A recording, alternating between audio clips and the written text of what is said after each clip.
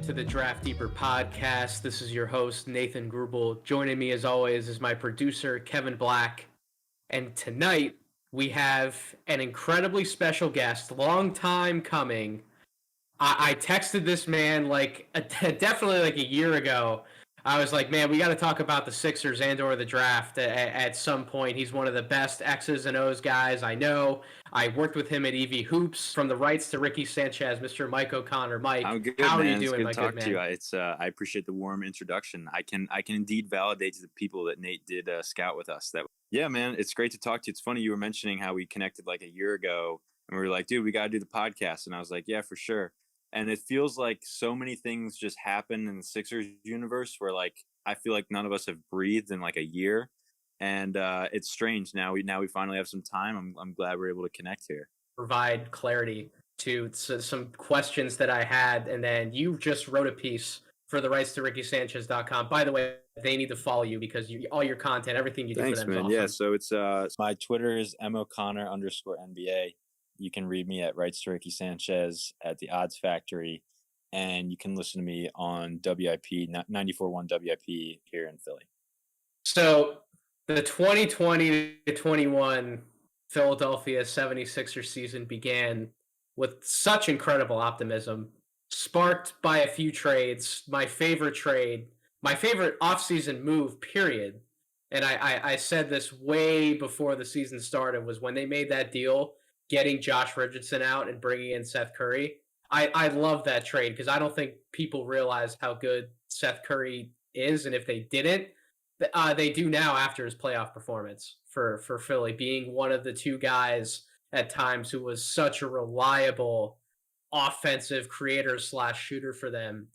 And that optimism came to a screeching halt during the playoffs and has made everyone rip their hair out and say a lot of swear words that we probably shouldn't repeat in full on this podcast throughout the entire length of the podcast. I'll try and keep my temper as PG-13 as possible, my good friend, but myself included, being very frustrated with some of the things that happened with the Philadelphia 76ers. Why don't we start big picture, Mike, and then we'll kind of do a little bit more of a microscope on the playoffs. What are your big picture thoughts from this Philadelphia 76ers season, since you were so close to it, almost as anybody else, following and doing everything that you've been doing? Yeah, I mean, look, I don't think the long-term outlook is like completely bleak. I'm not like in despair about the long-term outlook, but they got to trade Ben and they got to get good value for him. Like they have to. It's a situation where I think that the scrutiny and just the internal and external pressure is just too high. It is clear that they're asking Ben to be something that he is not. And, you know, there's just a dynamic at play where this is a guy who has immense value in the regular season, specifically in the first like 44 minutes of regular season games. But in the last 4 minutes of regular season games and in most of postseason games after the first round, it's a disaster. And that's to be clear, that's if you're asking him to be your primary ball handler. And the Sixers do not have a path to acquiring a championship level primary ball handler without trading Ben. And they just have to trade him again because they're asking him to be something he's not, and because the internal and external pressure is so high at this point. You just can't go into next season convincing yourself that anything's going to be different. You just can't do that. I don't see how Embiid could possibly trust them. I don't see how the organization could get out from under this dark cloud. So yeah, I mean, I think that's kind of where they are. They have to make that move, and you know, I think they'll get something of value back for him, but ultimately, who knows? So I've been really high on Ben Simmons for the majority of his career. I certainly was when he was coming out of college, and I fully believed that he could be a 6'10" point guard, primary ball handler, initiator for your offense in the NBA. But eventually, in a lot of people's minds, I guess yours included, Mike, at some point that definitely took a turn. When did you fully realize and accept in your mind that Ben probably wasn't going to be and shouldn't be the 76ers point guard? Was it from the start when they drafted him? Was it at any point during one of the past few seasons? When did that change happen in your mind? Because you're right, that is probably the biggest takeaway for the Sixers moving forward. Yes, that's a good question. So for me, I think it started. To be clear, I didn't totally believe this at the time. It started at the beginning of the 2018-19 season, where he comes off this incredible rookie year, and I was all in on him, and I thought he would improve. And he comes out that next year, and he's exactly the same guy. I mean, exactly the same guy. And it started in that moment to me to feel like, oh, this isn't good. And I started to sour on him a little bit there. Then you start getting to the 2019 playoffs where they're going against the Raptors. He averages 11 a game, plays unbelievable defense on Kawhi, but doesn't look like a guy who is capable of being the primary ball handler in the half court. Jimmy Butler took over that duty. But even then, even after that series, people were like, okay, Jimmy was there. You know, we don't know what it would have looked like with Ben handling the show. There was that offseason where there's all of these videos and all these stories. Ben is shooting jumpers now. And I was like kind of wanting to believe it. I was like, okay, I don't like doubting people. I don't like saying, oh no, he's gonna be like this forever. So I kind of bought in. Not totally, but I was like, okay. I don't think it would have taken much. Like if he just had improved slightly as a shooter, I think he could have, gotten to that place. But it took me probably 10 games at most into the 2019-20 season where I was like, no, I'm fucking out on this guy. This is I do not believe in this. Like this is for him because look, again, I'm not trying to just like crap on him personally, but like to me it was an incredibly weak move to put out all of those off-season videos, all of these workouts. He's got all these, all these Instagram posts. Everybody in training camp is talking about it. I remember I was at training camp in 2019, and Jack McCaffrey asked him that question. He was like, "Hey Ben, have you been shooting jump shots in these practices?" And Ben gave him the most snarky answer ever. He was like, "Well, yeah, I'm a basketball player. Of course I shoot jump shots. Of course." And he was like, "Well, you haven't taken them in regular season games. Like have you been shooting these?" And he was like, "Yeah, I don't shoot, but I'm still an all-star." And just that whole attitude coming through, I think was really bad. And that was when I started to really sour on him as a player. Then you get to the bubble, and it's chapter 2 of Ben is actually going to become a jump shooter. He puts out a video on his YouTube channel of him shooting jump shots, and somebody, I forget who he was talking to, but somebody's like, "Man, you're a decent shooter. You should really shoot more." And he just goes, "Orlando." That was all he said. He said Orlando, and he goes to the bubble and I think attempted 1 3 or a couple of threes and barely shot, and then the entire next season doesn't shoot at all. And it started again in 2018 after I saw no improvement from him, and each subsequent chapter was just like further confirmation of this guy is not going to improve in a meaningful way on the offensive end of the floor. And if given that, I don't think he can be the primary ball handler on a championship team. So here's like the worst thing for me about Ben Simmons, because I've never been one of these truthers that has wanted to shove the notion down his throat that he's needed to be this awesome jump shooter to be like the second best player on a championship team. But what he does need to do is he needs to attack and be in attack mode and be aggressive getting downhill. When he's in transition, he needs to use his speed, where he's arguably one of the fastest players from end to end with the ball in his hands in the entire NBA, and just go past people and just look to score in those transition opportunities. And at some point, well, actually, really at all points, like he's never remained in full attack mode for like a full 48-minute game. Like that just has not happened with him.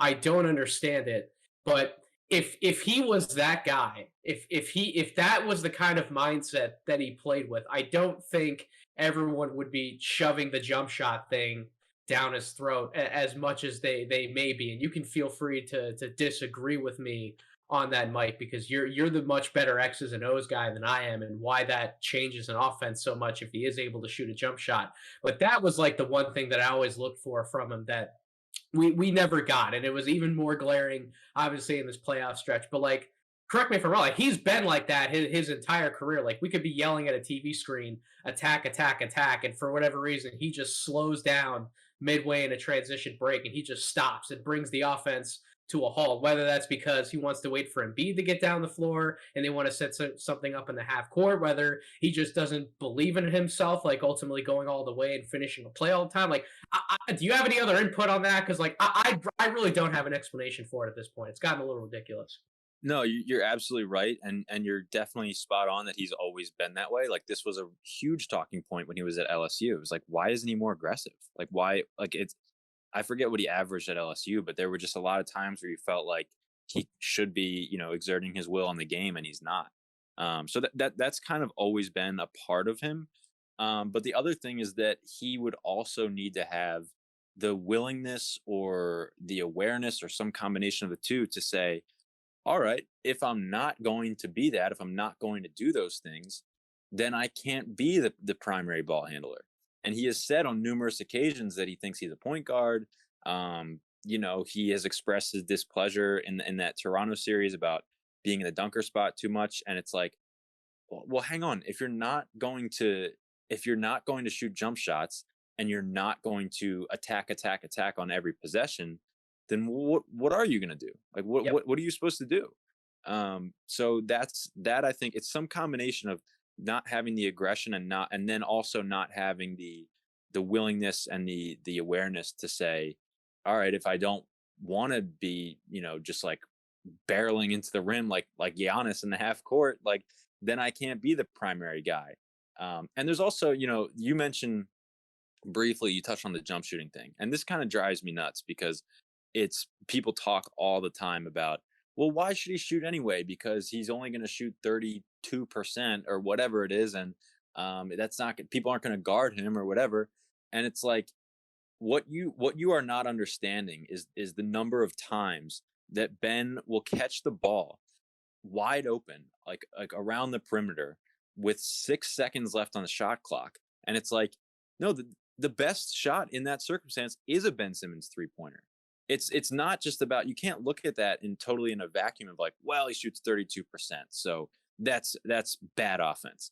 It's like there are certain times where the defense is just going to funnel you into that shot, and you kind of have to. And I wrote this article like a year ago about all the incremental steps of the value of improving as a shooter, right? And like I compared it to like Giannis, and Giannis does this. When you leave him wide open with 5 seconds on the shot clock, he will shoot a three, and guess what? He's going to make some of them. And then you get, I look, kind of compared up the list of shooters. Like, then you look at like a Pascal Siakam, who like teams didn't guard in the playoffs 2 years ago, but he still hit a bunch of shots and made them pay, right? And occasionally they would close out to him, and occasionally he could beat that and attack the rim. Like, you gain incremental value with each little bit of improvement. It's not this all or nothing, like, well, he's not going to shoot 40%, so there's no point. That's not how it works. There is this little incremental improvement. So sorry, I've kind of taken your point sideways, but I do agree with what you're saying. No, that's exactly what I wanted to hear, my man. This is why I have you on, because you're one of the experts. And I think the other thing that goes into shooting the basketball, I'm about to bring up a classic Evie Hoops point right here, because we used to sit around and talk about some of this all the time when it was about touch, right?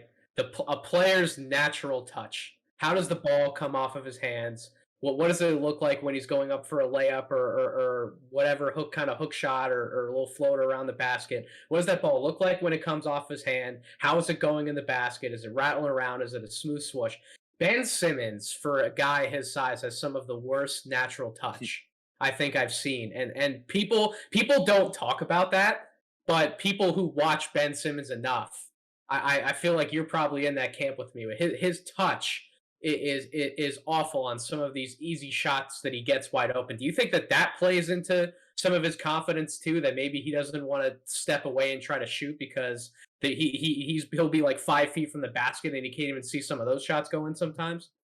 Yeah, I think that's a good point. I mean, if you're not someone with good touch and um like you probably it just shooting just feels a little bit more cumbersome, like even there are big guys like Embiid has great touch, right? And like so it probably when he was like first starting to become a jump shooter, he probably felt a lot more comfortable, it just like came more naturally to him. Whereas Ben, like if you don't feel comfortable with like push shots around the rim, you're not going to feel comfortable expanding your range, right? So yeah, I mean, I think that's definitely a good point. I mean, there are. I'm sure someone could name a bunch of guys who don't have the best touch who are able to shoot jumpers at a reasonable clip. Yep. But I think that's a good point. Yeah. So looking at Ben Simmons' overall game, because we're going to get into the article that you wrote about some Ben Simmons trades, some theoretical Ben Simmons trades in a second, but like just looking at Ben, how can he possibly recuperate some of his offensive value, whether for whatever reason he's in Philadelphia next year, or whether he's somewhere else? Because like you look at some of the numbers from this year, and I'll read them to my audience. So I have a good old synergy page pulled up right here. This is regular season and playoffs. So Ben was in the 37th percentile in total offense. Obviously, his spot up numbers aren't going to be good. He's in the 26th percentile in spot ups. This number is abysmal. In the 28th percentile in pick and roll scoring out of the pick and roll sets as a ball handler. And then the worst one out of all of them is he's supposed to be this transition beast. He was in the 26th percentile scoring in transition sets. So like I fondly remember, Mike, an article that you put out that and you've said this before too at different points. You've talked about how you don't want Ben Simmons to be a post player. You don't want Doc to go to him in the post because you don't think he's a good post player. And those numbers aren't good either. He's not efficient as a roll man. Like I'm just really struggling to figure out how he recuperates his offensive value and where he goes from here if he doesn't, for some reason, miraculously come around on his jump shooting. Yeah. No. So I mean, you're absolutely right. If he does stay in Philly, I think the path to him recuperating some of his value is just being more aggressive attacking the rim and being willing to be embarrassed at the free throw line. Like that's really what it is. I'm not even saying like improve, become a 70% free throw shooter. No. I'm just saying be willing to be embarrassed. Because guess what? Giannis is willing to be embarrassed. Yep. Giannis airballs. I feel like Giannis airballs like 5 free throws a week. It's like he doesn't care. He doesn't care.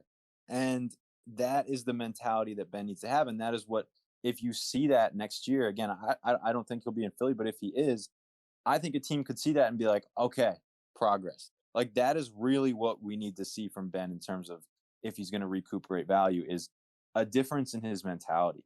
And, it's a touchy subject because I think, and Ben has even said like there's mental aspects to his struggles. And I don't pretend to have the answers as to how to overcome that for him. I don't know the guy. But it is clear that, you know, any team that is considering trading for him will factor in to their decision of how they value him. How likely is this guy to have some sort of a mental breakthrough? Even like a little bit, like I said, like just be more aggressive, get to the free throw line more, that sort of stuff. So my biggest question around Ben Simmons and the Sixers for years, and I want your X's and O's best Mike O'Connor answer you can possibly give me to this question. But why on God's green earth is practicing and putting in place a pick and roll system with Ben and Joel like absolutely non-existent for their entire length of their careers together at this point? Why do you think it hasn't happened? If you agree that it shouldn't happen, why shouldn't it happen at all? This is just something that I've never gotten a really good answer to or been able to come up with one on my own, because I think when I think about it more and more on my own, the more I come around to the fact that it should be happening, and it's something that if it works, it could be one of those like crazy pick and roll combinations that could destroy the league. Yeah, I mean, so the reason as to why it has not happened is first off because Brett Brown is never been and probably never will be a big pick and roll guy. Okay. He's all about dribble handoffs. He does not like to run a lot of spread pick and roll.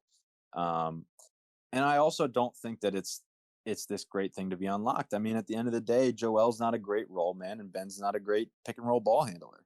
A lot of the stuff that they do run with those two is like the snug pick and rolls, or like around the logo. Some people call them logo pick and rolls, Mhm. and it's like we were talking about with Simmons's touch, like those types of plays end up in like a Simmons like sweeping running hook, and it's like that's not a good shot. That's with his touch and that sort of thing. I mean, if you were more willing again to like barrel into guys and draw fouls, it could be a lot better. But yeah, I mean, I just when you think about everything that goes into a good pick and roll combination, right? It's like Yep. from a big man, you're gonna want like a really quick, athletic guy who can get behind the opposing big man, or a guy who's like a really sweet shooter who can run like pick and pops and that sort of thing. And Embiid is kind of neither of those. He's closer to being a good shooter. I mean, you think about like what makes a good pick and roll ball handler. It's like really good threat to pull up, or like really good at drawing fouls and finishing around guys at the rim. And Simmons is neither of those things. So I don't know. I don't see it. I mean, is there something you feel like that could be unlocked there? Or I mean, I don't know. I don't think that I don't think they were ever destined to be like a great pick and roll combination. I just think the idea of a 7 foot plus enormous Joel Embiid catching somebody on a screen, where if the other guy on defense in that dance isn't quick enough to pick up on Ben, if Ben's in attack mode and aggressive, if he can get a step on somebody at that point, if you're behind Simmons, you're not going to get in front of him if he's actually attacking downhill, because he is also an incredibly large man. You can question his handle in some of those situations, but I think ideally that, like, if Ben's aggressive, I think that could be a play type that unlocks so much of everything else that Ben does well. Not even talking about finisher on the basket, because you and I agree about his struggles there, but like his best attribute is creating 3 point shots for other people. And if he's actually willing to attack, as you mentioned, Mike, be willing to barrel into the defense, draw fouls, make something happen around the basket at whatever cost, and then the defense has to pay more attention there. Eventually, he's drawing another helper, and then he's unlocking somebody in the corner or on the wing, and that's a much easier pass for somebody to make who has the vision at 6'10" than it is for like a smaller guard, even in those situations. So like I've always thought that like that was to me one of the better ways to get those two to work together and unlock some of the offense that I think's been dormant for so many years. And maybe I'm wrong about that. Maybe if you have another counterpoint to that, like that's how I have envisioned it, because I'm still under the belief that if Simmons is in attack mode and aggressive, he's bigger and faster than the majority of the other defensive players that he's going up against generally every single night. So that's just Yeah. been my belief. Yeah, no, you're absolutely right. It's just that Ben has to establish something or other, like as a threat that's going to make defenses guard him in a slightly different way, or like just Yep. have more fear. Like it's either got to be a jump shot or a floater, or just like an increased willingness to attack the rim, where teams feel like they have to, where he can like engage, the big man and then get passes off to Joel, where teams feel like they have to like sink down and give more help. What's funny is if you go back and watch, if anybody is like has like way too much time on their hands, I would encourage them to do this.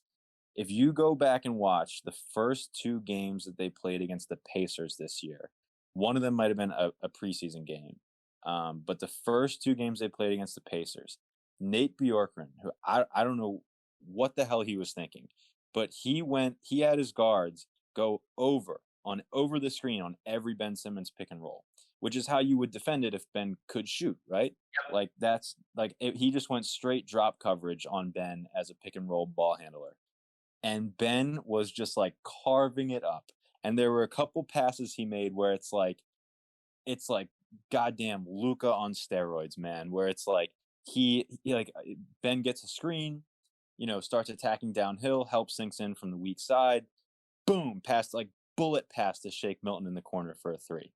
And I watched those games and I was like, first off, what the hell is Nate Bjorkgren doing? Second off, this is like an incredible preview of what this dude could do if he ever established a jump shot, because it's like he is unguardable.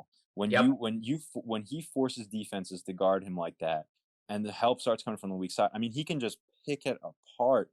And you watch those games, man, and I swear it's just like that is like an alternate reality where Ben Simmons could shoot, and it's amazing.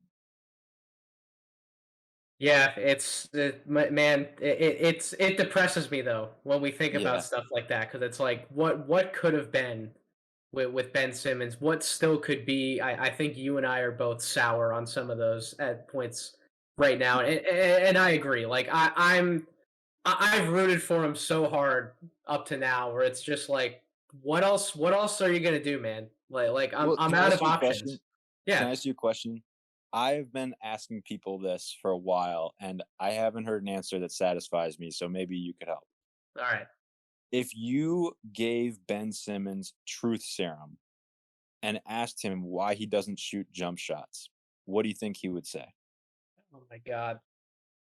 Um. So I think the perfectionist answer that you've probably heard too many times, and, Hmm. and I'm probably going to regurgitate a little bit of that. That has to play a factor into it. If whether that's the entire answer, whether it's part of the answer, it has to be at least part of the answer because he's put out those videos. We've seen him take those jump shots before. It's not like he literally can't hit a jump shot at all, right? It's not like Hmm. he can't do it. So I think that that's definitely part of the answer. But I think the other part of the answer really could be the point that I brought up to you not that long ago here was that I don't know if he fully believes in his own touch and his own ability to make those shots on a Yeah. consistent basis. And then that definitely feeds into, well, okay, if I'm not going to hit these shots at a certain level, at the level that I want to, then maybe it's best if I just don't take them whatsoever. But that's like one part to the equation is why he won't take jump shots, but why he won't dunk a basketball when the opportunity is right there in front of him. Like that's a whole different psychological can of worms that I can't really open up. So maybe I disappointed you again with the answer, but I feel like those two parts have to be part of that equation. Yeah, you're right. I mean, I think if you were given truth serum and you asked him that question, he would just say like, "I can't make them. I can't make them." I think he just truly doesn't believe in his jump shot. I think that's what it comes down to. There are the other, thing that people bring up in addition to like the perfectionist thing is like he's like, "Well, I'm not," he would say like, "I'm not that great at them and I don't need to shoot them." Which I also think to some extent he believes. He just doesn't think he needs to shoot to be great. And like there is a case that he doesn't, like we were talking about earlier, all that other stuff, like his touch and being more aggressive and so on and so forth. But yeah, man, I have no idea ultimately. Yeah, if you don't feel the need to shoot him to be great, fine. Then do what else you can do and get downhill, which you can do virtually at any time you want in the game. Almost, Hmm. he can get downhill and get to the basket. Like he doesn't have an excuse to not be aggressive and not be putting up 20 plus points per game because if he would have put up like 12 to 15 more points per game in some of those Atlanta Hawks games, like they would have won and they could have beaten the Hawks in like 5 games, and instead here we are, the Sixers losing 7 games, and the counter argument that people want to give me is that, well, he's a passer, he's a playmaker, he creates so many other shots for everybody else, and like, yeah, nobody's asking him to not go out there and get 12 or 13 assists per game. Nobody's asking him to do that. If he would just take like 3, 4, 5 more of those offensive opportunities he had to drive the fucking basketball, then he would have been putting more points on the board, and those probably would have been the differences in them winning those games. Like, is that the same like angry curmudgeon response you want to give some of those people that say that? Oh, absolutely, man. I can't stand that shit. When people are like, dude, we all get it. Like he creates a lot of threes for other people and he's awesome on defense. We all love that about him. It's like awesome. You know who else does that is like Draymond Green. And it's like where is he then? I like what where does he rank in the league? What's his identity? All that stuff. Like we all agree that it's great that he creates threes for other people and it's great that he plays incredible defense. But like if we are talking about a guy who makes $30 million a year and is expected to be your lead ball handler and campaigns publicly and privately to be the point guard, like, do you see where it's not adding up? Like, right? Like he's got It's to do more than that. He's got to do he, more than that. So, he has to. There's no excuses for Ben Simmons in the playoffs. Total offensive percentile to be in the 30th percentile. There's no excuse for that. There's absolutely none. He's yep. being paid like the second best player on the team. So act like it. Act like it, play like it. And the fact that there's something more broken there that you and I may never have an answer to, it's sad, it's depressing, but ultimately the whole reason why you wrote this column that you did, Mike, for the rights to Ricky Sanchez is because you believe that it's time to move on.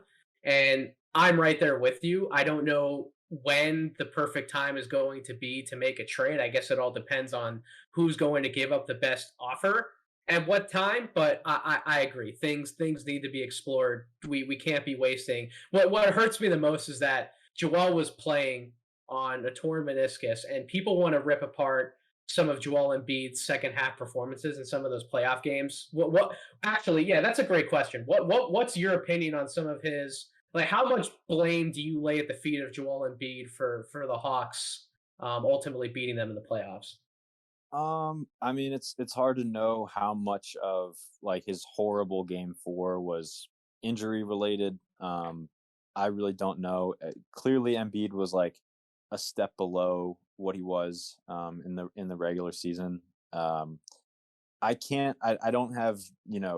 I don't have the energy to get too riled up about him because again, he was injured and he still put up big numbers and all that type of stuff. Uh, Blowing a layup to win the game in game 4 probably should be talked about a little more. Probably should. And he was bad. He was really bad in that game. I do think that for as much as he might have taken a step back on offense in that series, he was amazing on defense. He Yep. he was really really good at protecting the rim. I mean, like I would argue that he had much more of a defensive impact than Ben did in that series. Here's my whole thought about Joel Embiid, and I went at some of the naysayers in private who wanted to say that a lot more of the blame should also be at Joel Embiid's feet. First of all, the fact that he played on a torn meniscus the way that he did, I don't think people realize how impressive that is. Hmm. And you also mentioned defensive impact, Mike. Not only did he have to do everything for his team offensively, but especially if Ben wasn't on the floor, he's quite literally doing everything defensively for that team as well. So that man at that size carrying that load, doing so much on both ends on a bad knee is damn impressive. So I don't want to lay too much blame at his feet. The other thing you did right, he had a pretty bad to his standards game 4, but in game 5, I was at that game. He literally handed his team that game on a silver platter Hmm. after 3 quarters and said, "Listen, guys." He could have said this. Maybe he did. Maybe he didn't. He probably didn't. But he could have said, "Listen, guys. I've given everything that I have. These 3 quarters. We're up by 18 points. Just don't fucking blow it. Just do whatever you have to do to get off the floor with a W, and let's go close this thing out in Atlanta in game 6." And they completely let him down. And then obviously they did more of the same in game 7 when he had that awesome first quarter performance, and then everything just kind of went to shit after that. So, like, at some point, like, yeah, Joel Embiid deserves a portion of the blame because he's the main star of the team. He's the face of the franchise. But I think that everyone else let him down so hard given the circumstances he was playing under in that playoff series. And it's why I think he needs a better co-pilot at this point. And that's why we have to explore some of these trades. And before we get into some specifics of the trades, I want to ask you about one name that pops up in multiple of these deals that you proposed, Mike. Someone who fell out of Doc's rotation for pretty much the majority of the season, and I never quite understood why. Maybe you have some insight, Mister Shake Milton. I'm disappointed that he's in some of these trades, but at the same time, if Doc doesn't value him as a basketball player, then maybe he's an easier throw in than not. What are some of your Shake Milton thoughts as you reflect on this past season? So Shake obviously had a really up and down year. Um, I think that the Shake Milton thing is incredibly simple. When he's hitting pull up jump shots, specifically pull up threes, the dude is like unguardable. And if you look back to game two against the Hawks, that's exactly what he did. He just came in, he's just firing away from three. And the Hawks are like, we don't know how to guard this guy. Yep. And it's the same thing that happened against the Clippers in that 39-point game last season. When Shake is hitting those shots, he's incredible. But it's very strange how it just like disappears for prolonged stretches. He won't even take pull up threes for long stretches. So, and I think he's an incredible shooter. I don't know why he doesn't shoot more. But I don't know, man. He's just got to get back into that rhythm. He's got to establish, more of a comfort level because I really think he has improved as a shot creator over the Yep. past, even just the past year. Like he really improved his ability to draw fouls, floaters, off balance finishes, that sort of stuff. Like he has a bag. Like he can get a shot for himself. It's all going to come down to like, is he a very very good pull up jump shooter, or is he like only good at it and like doesn't take as many as he should? That's really all it's going to come down to. So Shake's not in the first trade that you put on the table. The trade that you mark as a definitive yes, which for my audience, if you haven't read the piece, so the Portland Trailblazers would get Ben Simmons, Matisse Thybulle, Tyrese Maxey, the 2021 first round pick, which is the 28th pick overall, and two unprotected picks in 2023 and 2027, which would bring back Damian Lillard and Nasir Little, the offer that Mike has deemed the absolute motherload offer. So we were talking about how you don't think that Joel Embiid has proven himself to be one of the best role man options in the NBA. But what's so fascinating about that trade is Damian Lillard is arguably the best pick and roll point guard in the NBA. If not, he's certainly on a short list of like the top three. And that's something that he would definitely want to bring to the offense. And I think if that trade for by some miracle in the sky actually happened, I think that Doc would have to accommodate some of those requests and definitely install a lot more pick and roll offense between him and Joel. So is that the best possible outcome that you think can happen for the Sixers, and maybe touch on that, what that pick and roll relationship would look like a little bit? So yeah, so this trade, I think would be an amazing, amazing outcome. The only scenario that I think people have brought up, I actually don't remember if I thought of this or if someone else did, but I've been talking about it with so many people, it's just escaped my mind. But the scenario would be that you do like the second trade I laid out, which is for Zach Levine, which is basically just Simmons. It's Simmons and Shake, and then a couple of picks, so like less stuff than you would trade for Damian Lillard, obviously. And then people have discussed a second trade in addition to the Levine one, where you trade basically the rest of the stuff from the Lillard trade for Kyle Lowry. So that would Mm. mean that they would go into next year with Kyle Lowry, Zach Levine, presumably Danny Green, Tobias Harris, and Joel Embiid, which I think would be awesome. Like, I mean, that's like, one could argue that that's a better team than like Dame and Joel and like nobody else. Um, so yeah, I mean, look, the Dame thing though, I mean, I would do that in a heartbeat. I wouldn't think twice about it. And it would be a little bit tough to fill out the rest of that roster in year one. I do think that they would still contend. And the important thing to remember is that it's not a 1 year deal. Yep. I'm sure Daryl Morey, you give him 3 years, he will build a championship team around those two guys. But yeah, in terms of their specific chemistry together, I think that they would be awesome. I like Joel's not this like unbelievable role man that Dame can unlock Dame, but I don't think Dame really needs that. I think that Embiid just being good enough to like, if teams blitz him, he can just like, pocket pass to Embiid, and Embiid's so good at from 17 feet, like he'll just drain those all day. So I do think Embiid has enough of a threat as a pick and pop guy to break those coverages. And yeah, I mean, they would be they would be amazing together, man. I really think they would win a championship.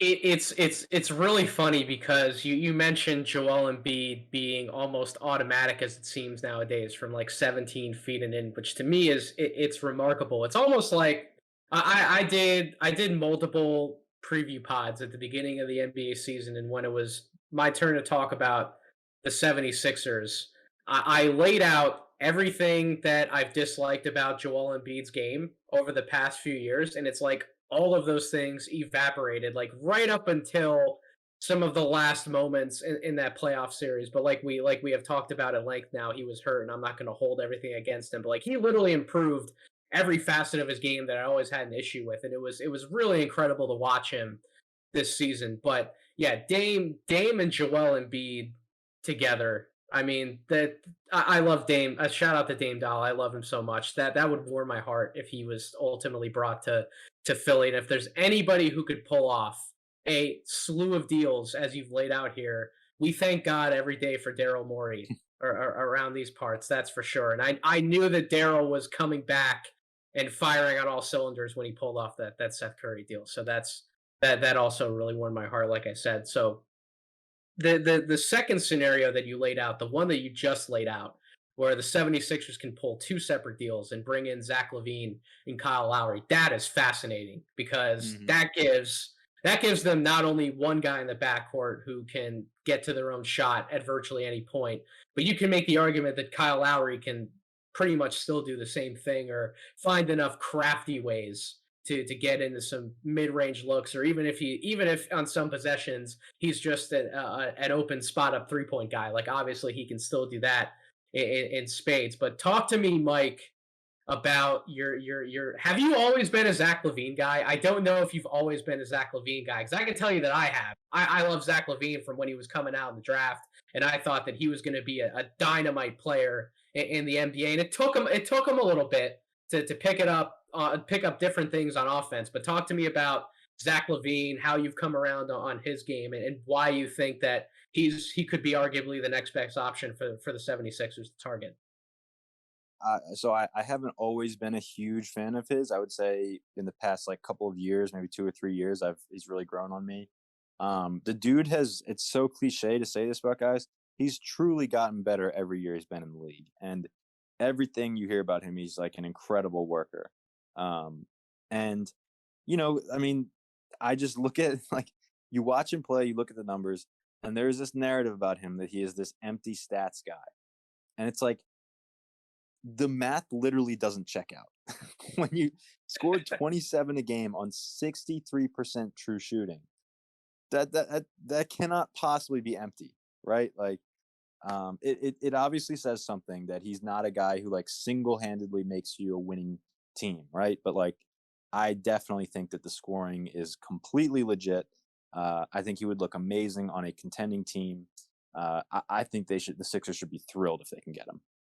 Yeah, I just don't think. I personally, and I know that when you were on with Spike on the podcast, Mike, you kind of laid out your argument as to why you think Chicago would do it. I kind of agree with Spike. I'm under the impression that I don't really see a scenario in which Chicago would do it. So in case my audience hasn't listened to that podcast, why don't you lay out your case that you kind of make here as to why you think there's a chance Chicago could pull off a trade and bring in Ben for Zach.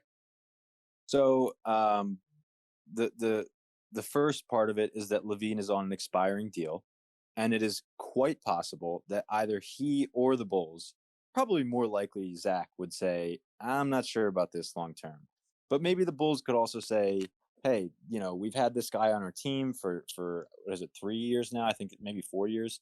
We haven't gone anywhere. Like we we just kind of want to change." That happens a lot in the NBA. I think people discredit how much like it just things kind of get stale, and you're like, we've had this guy for a while and nothing has happened. Like, let's just kind of move off of him. It's not like, I mean, I don't know. I'm just trying to think of like an example. The first one that came to my mind was Andre Iguodala. Like this, like back in the day with the Sixers, there was no impetus for them to trade him. They were just kind of like, he's been here for so long and we've been the same exact team. Like, I guess we'll trade him for Andrew Bynum. Like it happens a lot in the NBA, right? So that is a part of it. Another part of it is that they could possibly feel like they have the infrastructure for Ben Simmons to really succeed there, right? Like Ben is someone who needs a stretch five next to him. Nick Vucevic takes 6 threes a game. Like that is the type of guy you need next to him. They maybe think Kobe White could really be a player. They could look at Patrick Williams on the wing and say, "Wow, we pair Ben and Patrick Williams and the rest of the guys. We could really have a great defense." And let's not forget this element of it. Mark Eversley, who used to be high up in the Sixers front office, is now in Chicago. Yep. And look, I don't know for sure that he's a big Ben Simmons fan, but I know that during his tenure, they made a lot of decisions that made Ben Simmons happy, right? Like, so who knows? I mean, I definitely think there's a scenario where they would do that. The other element that I mentioned to Spike is just that, like, in that deal, I include Shake Milton and 2 first-round picks, and it's possible that the Bulls, again, are like maybe not at the point where they're like we're tired of Levine, but if they're getting there and they're like, well, we get a dude who we think may be just as good, and we're also getting a good young player and 2 first-round picks, let's do that. I agree with you, and the outcome would be phenomenal for Philadelphia if they pulled off some miracle trade for any one of the three of Damian Lillard, Zach Levine, or Bradley Beal, giving up. I guess at the end of the day, whatever you would have to give up to get any one of those three deals done, I think ultimately I would be on board because of the giant leap in my mind that Joel Embiid took this year. I don't think you can waste any more time. But the trade that I think can happen, I think everybody agrees that it probably can happen. Although I'm going to be honest with you, Mike, there was a point during that playoff series where I'm literally like, I was at LA Fitness just like shooting around. I was listening to another podcast and I was just thinking about like, holy shit, can a Ben Simmons for CJ McCollum trade even happen anymore? Like what like why does Portland necessarily want to do that deal? It's like they're watching all the same basketball that we are. And CJ McCollum, and I'll let you defend them a little bit too, Mike. Like CJ McCollum is a damn good basketball player. And if people don't think that he's a damn good basketball player, then they haven't been watching Portland closely enough, especially over the last few years. Quite frankly, the entire time that man's been in the NBA, he's done nothing but tear it up on multiple fronts. So you have this trade in a tier that you do it, but it's not cause for celebration, which breaks my heart a little bit because I love CJ McCollum. So the deal would be Ben Simmons, Shake, 2021 second round pick for CJ McCollum and Robert Covington. So I guess, Mike, do you think that Ben Simmons is definitely valued by the Portland Trailblazers to even do a deal for McCollum at this point? And then B, what would make you really happy about this trade? But you mentioned some pushback as well in it. Like you say, it's not cause for celebration. Kind of explain that trade a little bit to me and my audience in your eyes.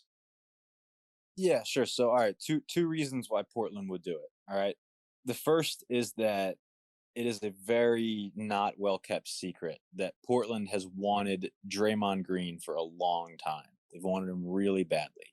And the reason is very clear because they have two good pick and roll guards. They've had issues with teams blitzing them in the past. I remember that New Orleans playoff series. And having a dude who can handle the short roll like that would be awesome, right? Nurkic has gotten a lot better at it, but having a dude like Draymond, or presumably they would think a dude like Ben, would all but eliminate that as being a problem, right? You put Dame in a pick and roll combination with Ben. Ben is going to carve up defenses on the short roll. The other thing that you know what, we do this every year, Nate, and you will remember that. And it's like I'm about to like expose and embarrass us. Okay, I hope that's all right. That's Um, perfectly fine with me, man. 3 years ago, around this time, we were putting the finishing touches on our 2018 draft guide, and we'd all, like, in our final meetings, we had like had a bunch of conversations that kind of soured us on Trey Young. And a big focus of those conversations was, how does this dude succeed in the playoffs? With his size, our team's going to be able to blitz him. Our team's going to be able to just hunt him every possession on defense.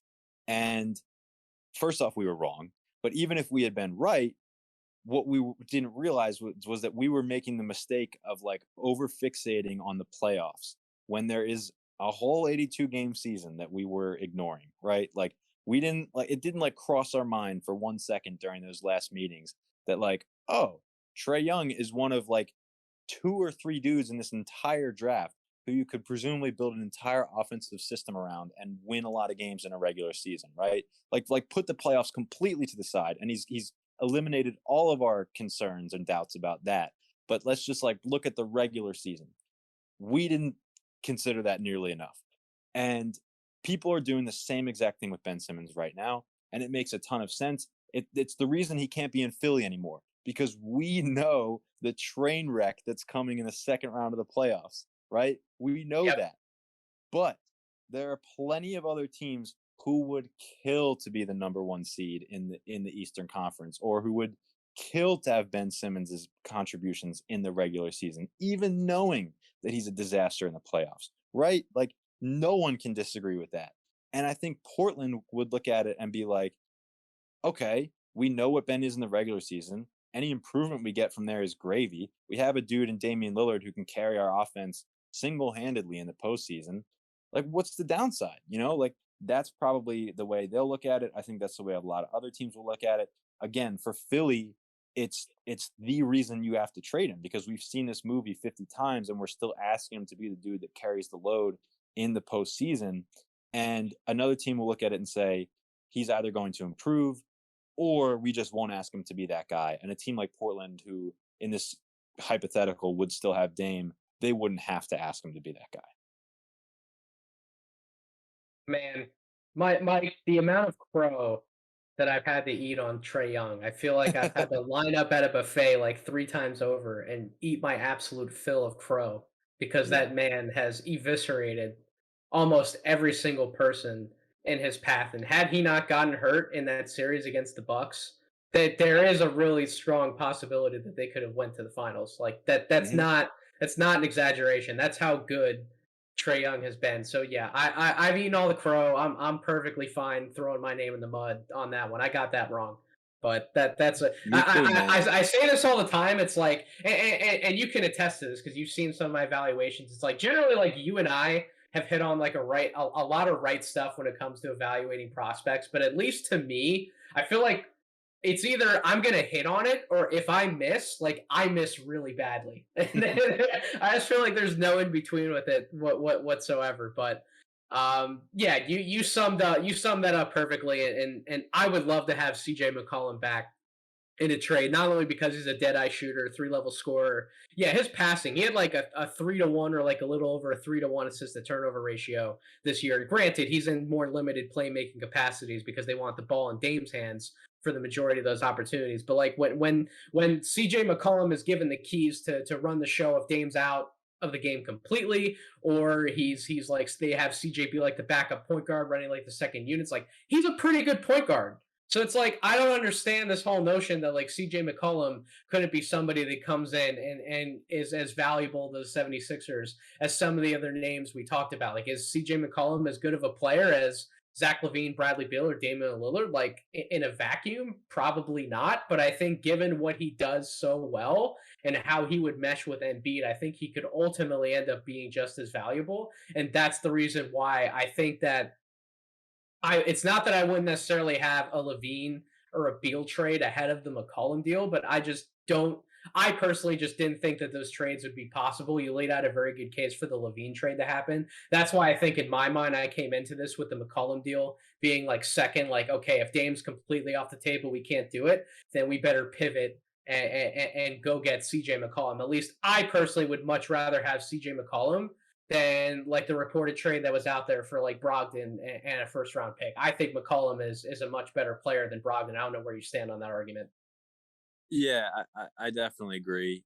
And I think that, you know, like a lot of what you're saying is right. That CJ is exactly the guy that they need. They need a guy who you can give the ball to late in the game, who can create a shot for himself. And as much as there are other players in the NBA who are objectively better, like I think you could easily make the case that like Shea Gilgeous-Alexander is not only more valuable as an asset, but is a better basketball player right now, just given his defense and his playmaking and all of that stuff. But on this particular team with this exact need, CJ fills that better, right? Like at the end of a game to just get a shot, that is the guy that you need. And Shea's not quite there. I don't know that he will get there. Again, Shea is better at other things. But for a team that just needs a guy to go and get a bucket, CJ is better at that. Speaking of guys on this this article that you wrote, Mike, who were divisive in our war room back in the day, Colin Sexton also appears in this column, and I want to like this is the trade that you have leading off. This is the last scenario we'll talk about in depth, but you have this leading off your tier three of maybe you just keep Ben at this point. So it's the Cavs would get Ben Simmons, the Sixers would get Kevin Love, Sexton, Dylan Windler, who is a pretty good player when he's healthy, at least in my opinion, pretty good role player, and then a 2023 top 10 protected first round pick. Kevin Love would do a lot of cool things for the 76ers, just being the floor spacer, the I'm not even going to think about it. I'm just going to shoot it, 3-point shooter if he's open. Yep. I still like Colin Sexton. I'm still a pretty big Colin Sexton guy, but I think you give the impression that you're not necessarily a Colin Sexton guy. I am, but I think you and I would agree in the sense that I don't think Colin Sexton is the right guard for the 76ers to have next season next to Joel Embiid. Like I'm putting all my chips in for Colin Sexton to continue to develop for the future. But right now, he's not that same playmaker as like a CJ McCollum. He has virtually no mid-range game. Like if you look at all the numbers for any of his mid-range scoring, like they're brutal. So he's either hitting a 3-point shot or he's trying to go all the way to the basket. And even when he gets all the way to the basket, some of his finishing can still be questionable. So like I just think that he's one of those guys that I still love his fire. I love his competitiveness. I love everything that he brings to the basketball court on the court, and I would develop him for the future. But yeah, I don't see him being the right guy for Philly next year. I think 76ers fans would possibly boo him off the floor at times too. So you have that as like a possible scenario. What's like your gut check on that deal? And really, Colin Sexton, why are you not in on Colin Sexton? Well, yeah. So let me be clear. I would probably defend Colin Sexton to most people, right? Okay. Like I hated the way that specifically draft Twitter talked about him during that draft, because it's like there is this like fetishization of players who like easily fit into, I guess I'm just going to say, analytics. Like that's probably a reductive way of phrasing it, but like basically people looked at Colin Sexton and were like, he's a little selfish. He takes too many long twos. Like, let's put him 30th on our big board. And it's like, no, that's not what that's not what you should do at all. And a lot of these people like are the same types of people who are unbelievably, like unfathomably forgiving of super flawed project 3 and D guys. Like people who like would have drafted like Timothé Luwawu-Cabarrot like second overall, who could neither shoot nor defend. But Colin Sexton like has some issues, and so it's like he's a second round pick. Like, no, that's not how it works. And people look at guys like Colin Sexton and they're like, well, I don't know if he can contribute to a championship team. And it's like, okay, do you think he'll have an NBA career? Because 25% of the players drafted between 10th and 12th in the NBA draft are out of the league in 3 years. 25%. All right.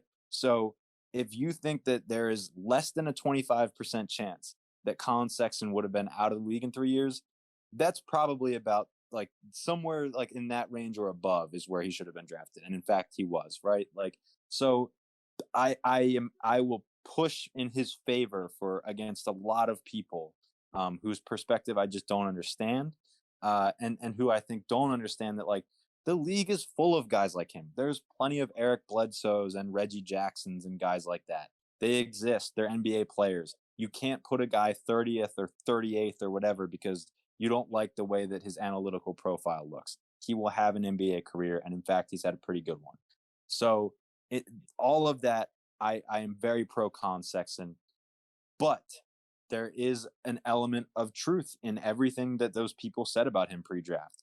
He is overly, like individually minded, and like he doesn't play team basketball. Like there have been really bad reports about I don't want to say him in the locker room, but maybe just his play style, right? Like Sure. he rubs guys the wrong way. And my point was just like, your whole point in trading Ben is to get better, to have better chances of winning a championship. Like Colin Sexton, I don't think does that for you. And there is a very real chance, if everything that people say is true about how he is to play with. Like I said, if Kevin Love like continues to not be good and Colin Sexton like gets under Embiid's skin, Embiid will be gone in the snap of a finger. Do you think Embiid is going to want to play with Tobias Harris and Kevin Love and Colin Sexton? Like, No, no, no, he'll be no. out of there. Yeah, that's why I think it would be the wrong deal for them next year. Certainly. You want to know what it is about draft Twitter, Mike? That I have arguments with draft Twitter all the time, people on there, because for whatever reason, there's like this segment of their population that thinks that if you're not like a 6'5" or taller guard as like a lead ball handler, you somehow shouldn't be a point guard. You suck at life. That I just like I just get that extremist vibe, and I'm like defending. I've called myself the defender of small guys on so many different occasions. It's absolutely insane. But yeah, It's that, and it's just like shot creation in general. I just like people just like people prefer a 3-and-D. People prefer a 3-and-D guy. Like, I swear to God, draft Twitter. If you could get two guys who have like identical jump shots and identical defensive ability, but one guy can create a shot for him, at least tries to create a shot for himself, and the other guy doesn't, they would choose the guy who doesn't try to create a shot for himself. Like, I'm not gonna name names, but this one like sticks out in my head so much. I remember reading a comparison 2 or 3 years ago that somebody had compared a draft prospect who they had this person ranked, I think 20th or somewhere in that range. And they said, I think all this guy is J.R. Smith. And they had him 20th. And I was like, do you mean former sixth man of the year, J.R. Smith? Do you mean NBA champion J.R. Yeah. Smith? Do you mean J.R. Smith, who 12 of his first 15 years in the league, his offenses were better with him on the floor? J.R. Smith, that's who we're talking about? You want to pick him 20th? Like, I just don't get it. It's this weird mentality, like you're saying. Like, there's like 3 archetypes that that draft Twitter likes, and like that's it.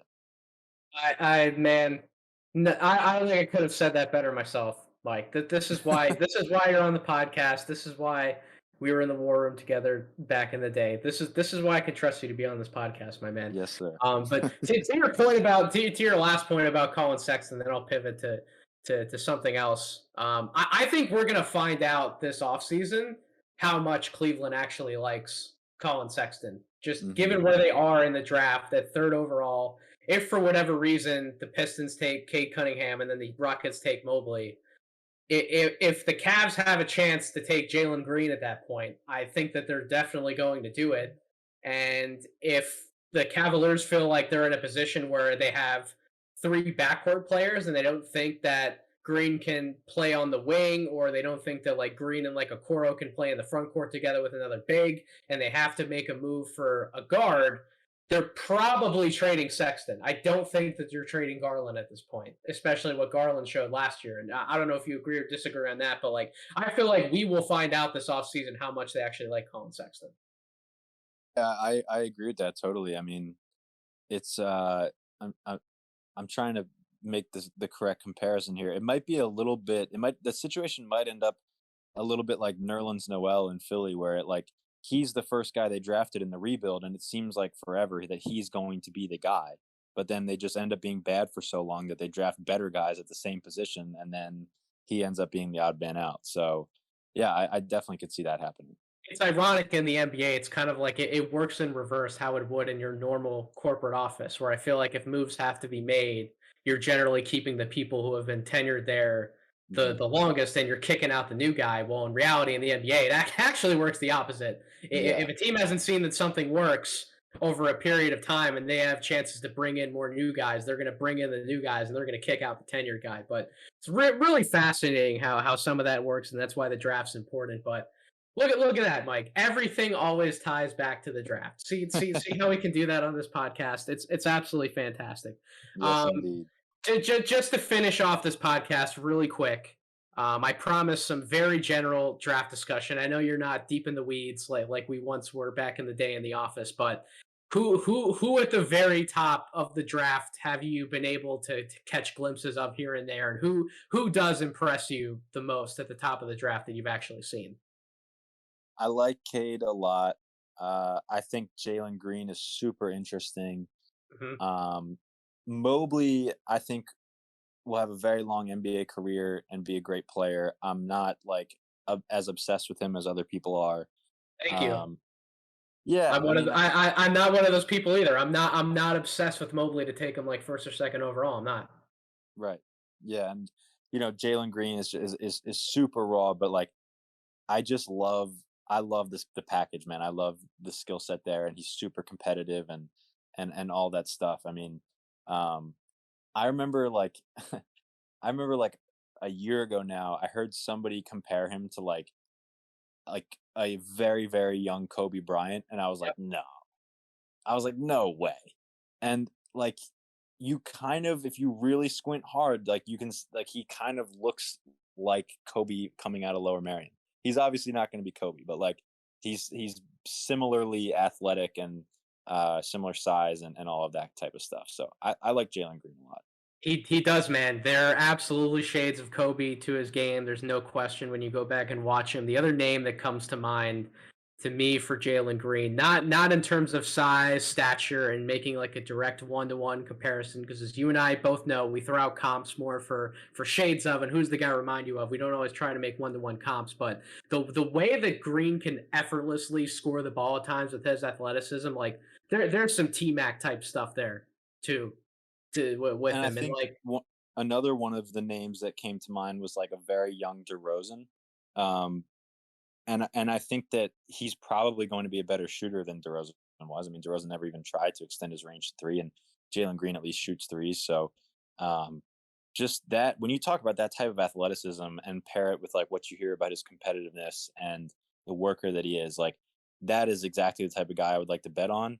Um, Now we say all this, he'll probably end up being like goddamn like Gerald Green or something. But hey, those are the swings we like to take.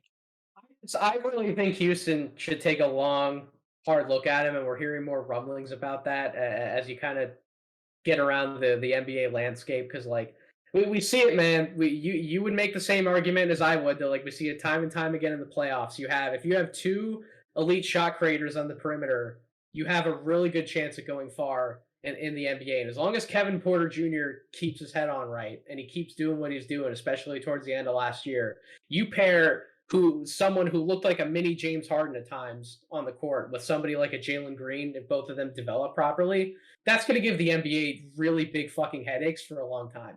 And I just feel like they have an opportunity to make such a special draft pick. It's not that I don't think that Mobley's a special talent in his own right, but like I don't see the same like I'm gonna take over a game if things go bad. Like I can definitely be your first and second option on offense when shit hits the fan. Like I haven't seen that takeover mentality from him when I'm going back and watching the tape. And if you get a chance to check out more of these guys in depth, Mike, you might come away saying the same thing. But like, yeah, that's why I would rather draft somebody like Cade, somebody like Jalen Green. I would probably, if it was honestly just up to me, I'd probably take Jalen Suggs over him too, to be perfectly honest, because that man is tough as nails. And back in the day, man, if we were just sitting around the war room talking about some of these guys, like why we love them, Jalen Suggs would get rave reviews from people.